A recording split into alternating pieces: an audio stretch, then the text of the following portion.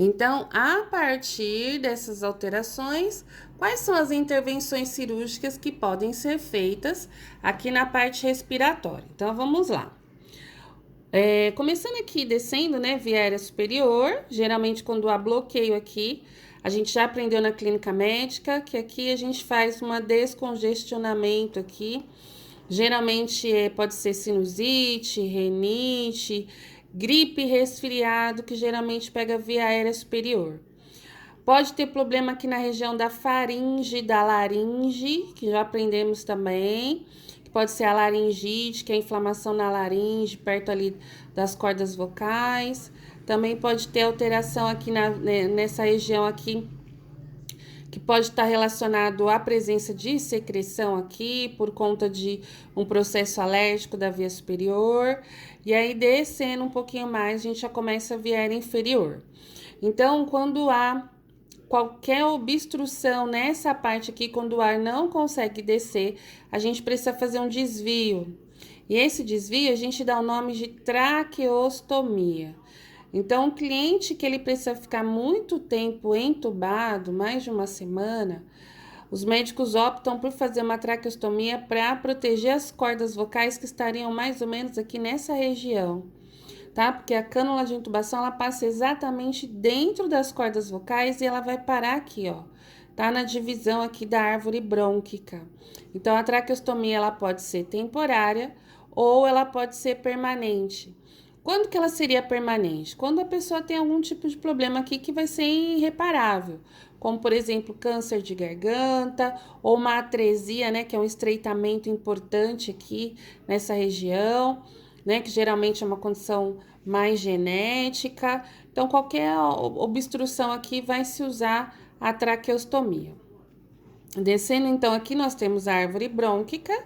E da árvore brônquica, vamos começar aqui desse lado, ó.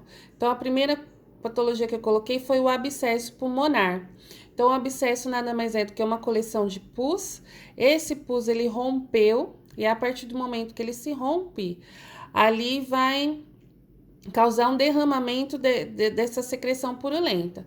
E o que pode causar esse abscesso? Ele pode vir de via superior ou pode vir de uma pneumonia necrosante, né, que é uma das pneumonias mais graves que se tem, tuberculose, e pode vir também de embolia pulmonar, que é alguma obstrução de alguma veia, alguma artéria que acabou parando aqui no pulmão e causando aqui uma necrose. Da necrose, esse tecido que está apodrecido, ele gera ali um abscesso, tá?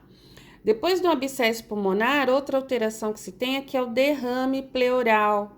O derrame pleural, ele pode ser por pneumotórax, hemotórax ou quilotórax, né? Como a gente já falou anteriormente, são o que apresenta aqui entre as pleuras, né? Que são as membranas que revestem os pulmões.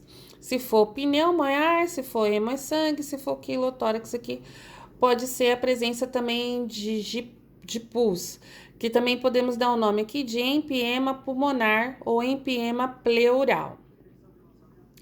Outra alteração que se pode ter também é o barotrauma, né? Então, aqui eu tenho uma ruptura de alguns alvéolos que o ar ele acaba escapando aqui, fica nesse ar aqui entre as pleuras também, gerando aqui também muita dor e eu tendo que tirar esse ar aqui, né? Porque ele pode acabar esse ar saindo, né? Se não for a ruptura nas duas pleuras, esse ar ele pode saindo, causando um enfisema subcutâneo.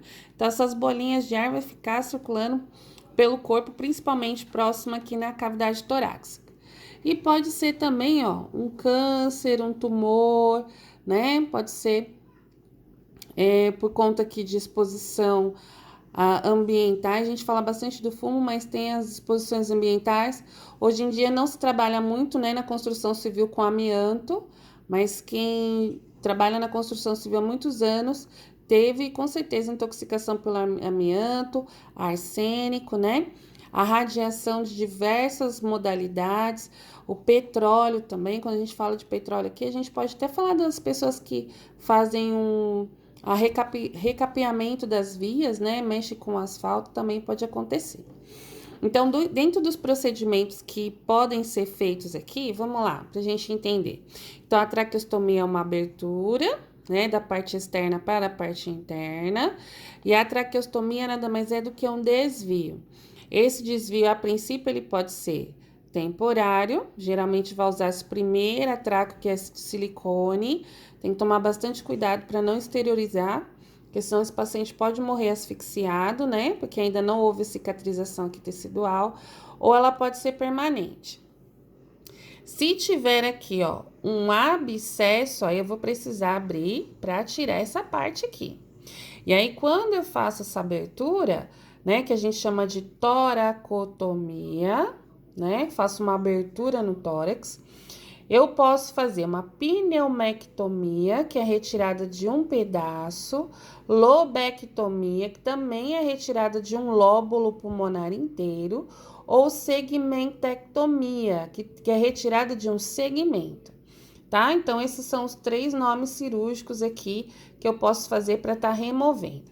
Agora, se a presença de líquido, de pus, de sangue ou de ar, primeiro, para fazer a descompressão, eu faço uma toracocentese, que é uma punção para tirar um pouco desse líquido para melhorar a parte pulmonar.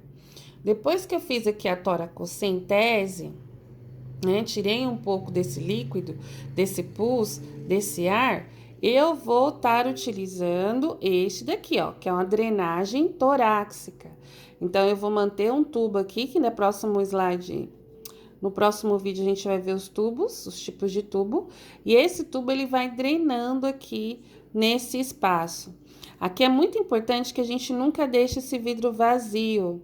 Então, a gente vai colocar água deste lado estéreo, no volume que a enfermeira vai deixar pra gente, que a gente dá o nome de selo d'água. E esse selo d'água, ele é trocado a cada 24 horas. Não precisa ser técnica estéreo, mas é importante que eu use máscara, porque a gente tá falando da parte respiratória. E também colocar aqui o volume certinho e ver, quantificar quanto que tá drenando aqui. E se por acaso for ar, ele vai borbulhar aqui, como se fosse água fervendo. É bem interessante, tá? Então, no caso aqui do derrame pleural, ou no caso aqui do barotrauma, com presença também de ar nas pleuras, o indicado primeiro, sempre vamos fazer a toracocentese para descomprimir e depois ele vai fazer o uso do dreno de tórax, que ele pode ser unilateral, se o problema for num lugar só, ou ele pode ser uma drenagem bilateral, se o problema for aqui nas duas partes pulmonares.